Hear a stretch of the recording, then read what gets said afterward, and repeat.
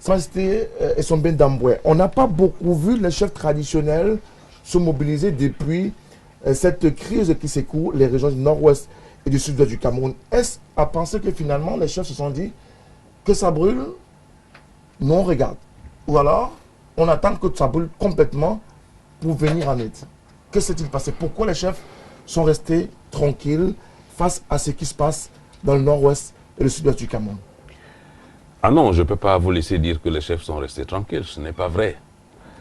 Les chefs se sont exprimés, peut-être individuellement. Et je voudrais vous rappeler d'ailleurs que le Premier ministre, il est chef traditionnel, il ne faut pas oublier. Lorsqu'il s'exprime, il y a également la dimension de la chefferie.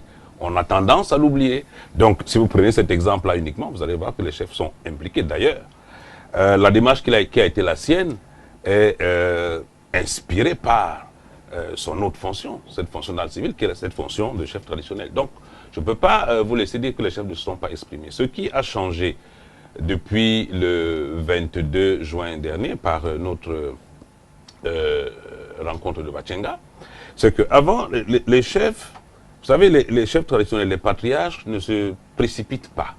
Ils prennent le temps d'écouter, d'observer, d'analyser. Ce travail a été fait. Mais il faut aussi dire que les chefs ont longtemps espéré que les politiques, et je suis heureux qu'il y en ait un certain nombre sur ce plateau, que les politiques vont retrouver la raison. Parce que nous sommes dans cette situation du fait des politiques.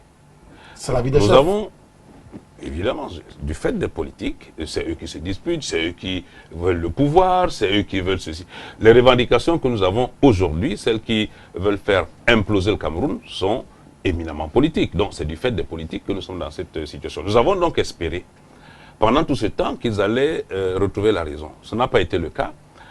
Et nous avons décidé, sous l'initiative de Sa Majesté Essoa Etoga de Bachenga, qui est le coordonnateur Afrique centrale du Conseil panafricain, et Sa Majesté Mbassi, qui est le coordonnateur camerounais, sur leur initiative, les chefs se sont donc retrouvés à Bachenga le 22 juin dernier pour cette fois-ci rentrer dans ce débat, mais pas sous ses aspects politiques.